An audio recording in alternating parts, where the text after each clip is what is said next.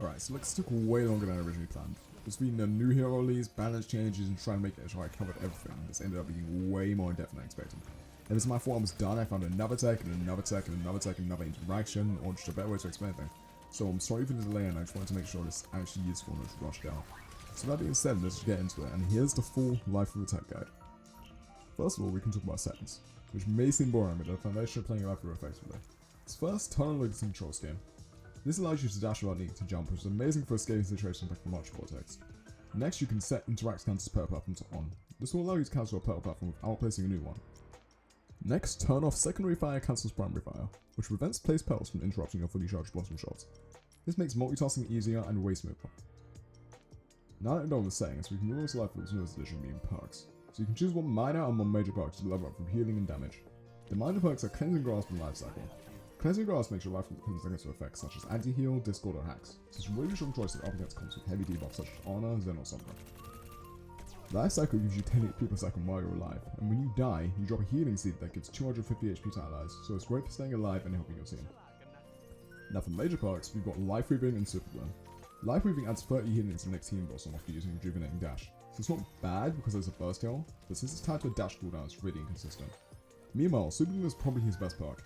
It deals an extra 40 damage if 20 thorns are hit within 2.5 seconds, and despite what is widely believed, this does not mean you can get a proc every 2.5 seconds. Once the proc is reached, the timer is reset, meaning it's easier to proc. So around a 37% accuracy is required to keep the perk consistently active. So to sum it up, for minor perks, both Cleansing Grasp and Life Cycle are strong choices, and it usually depends on the team comp.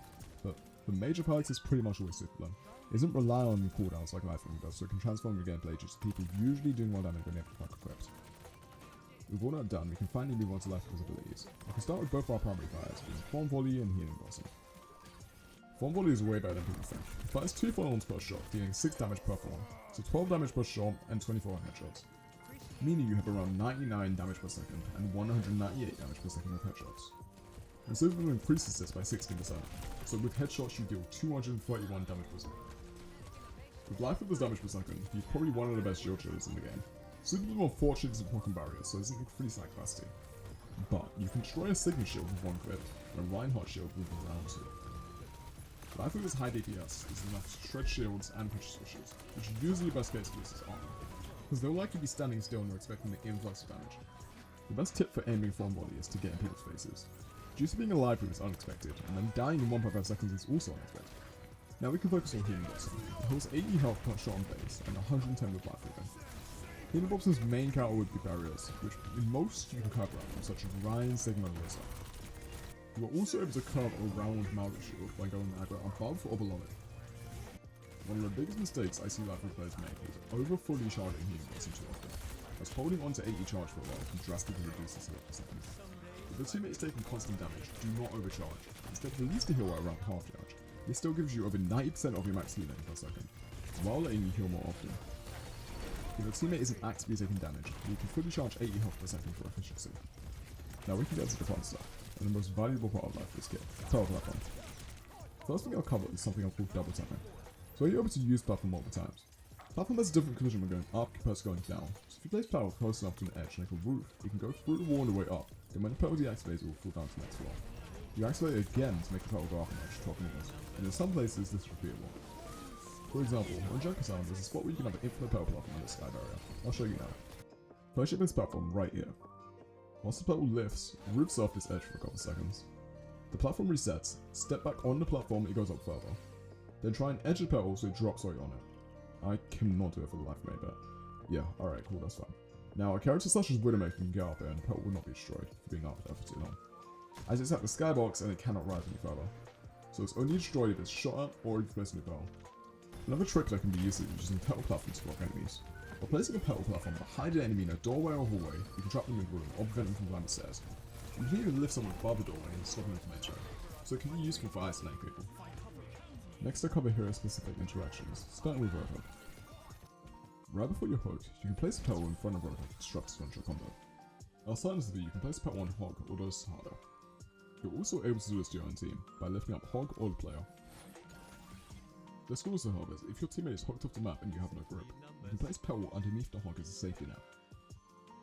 Moving on to Reinhardt, if you see Reinhardt about to shower, you can drop a Petal underneath yourself to lift yourself in the air right before you hit, which can avoid the stun and the follow-up damage.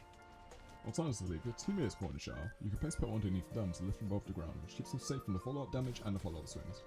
Although harder, you can also attempt to break Reinhardt's shower by placing a Petal underneath him, which lifts him up, allowing your Petal to absorb the shower, leading to no one being hit.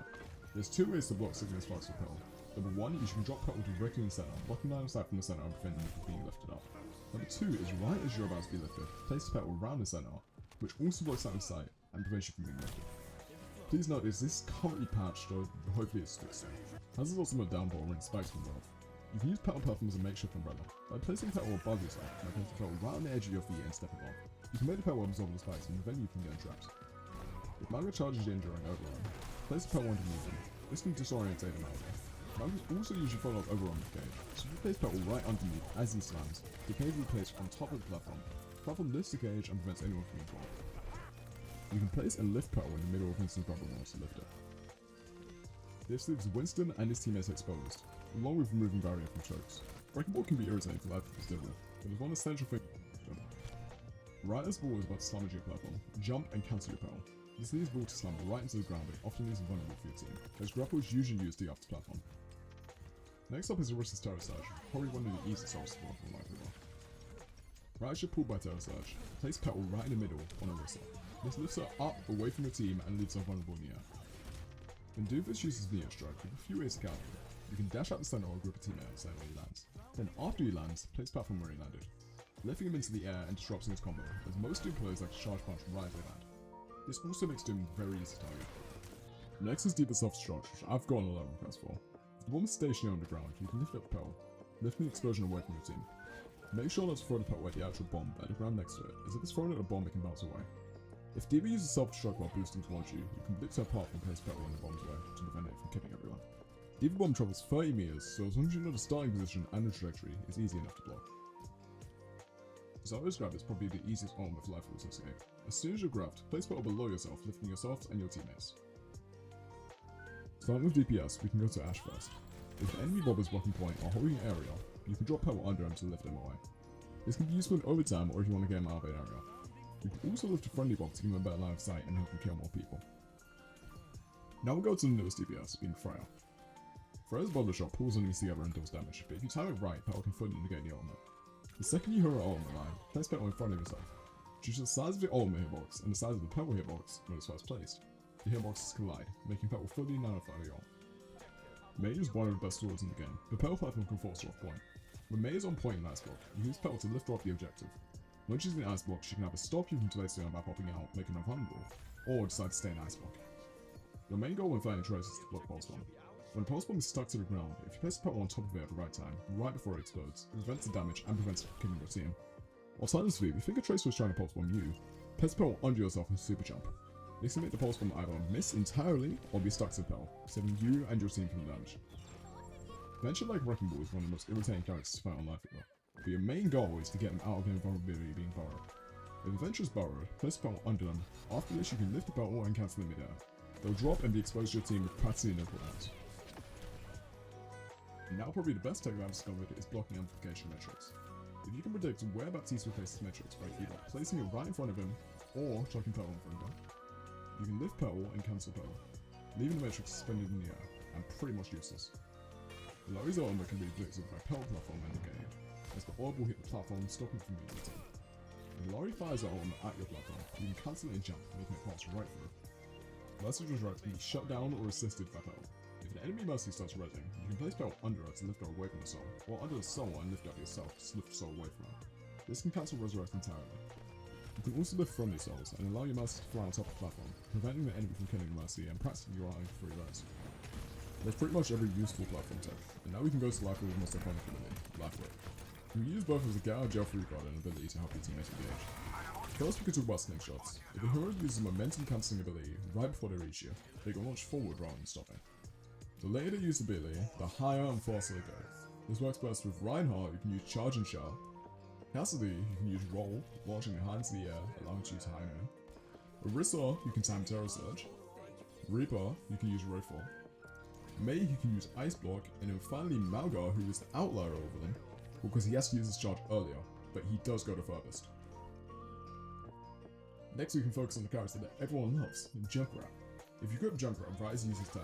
Use the Tail is still being connected to Junkrat in the animation. You pull both Junkrat and the Tail. This can be used in many different ways, such as saving Junkrat or just putting him into a crowd. Next we can go into stun cancels. If grip is used on a character, Rise are about to be stunned, such as Cassidy about to be stunned in Deadeye. Life grip can be used to prevent the stun from casting the ultimate. Now that the life grip text is done, we can move on to Lifeweaver's ultimate, the Tree of Life, which can block much of ultimates and abilities. Hus's down block can be blocked by Tree in a similar fashion to Platform, in which you can stand under the petals of the tree, preventing you from being rooted. Sigma's plots can be blocked by placing Tree in the center of the ultimate, or blocking an outside just for yourself, preventing you and your team from being lifted. The Earth Shatter can be blocked by placing Tree in front of Reinhardt, Rise into the shower, so it works like a barrier.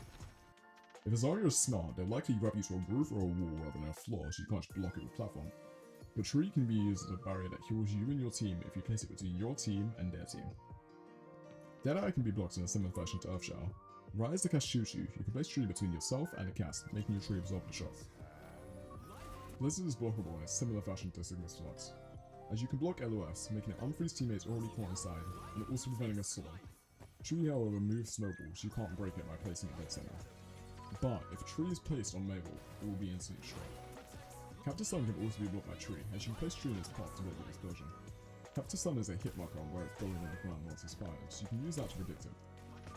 And that's pretty much everything you need to know about Lifeweaver's tech and how to get the most out of this kit. There's a lot here, but once you start using everything, you'll see how much of a difference they can make.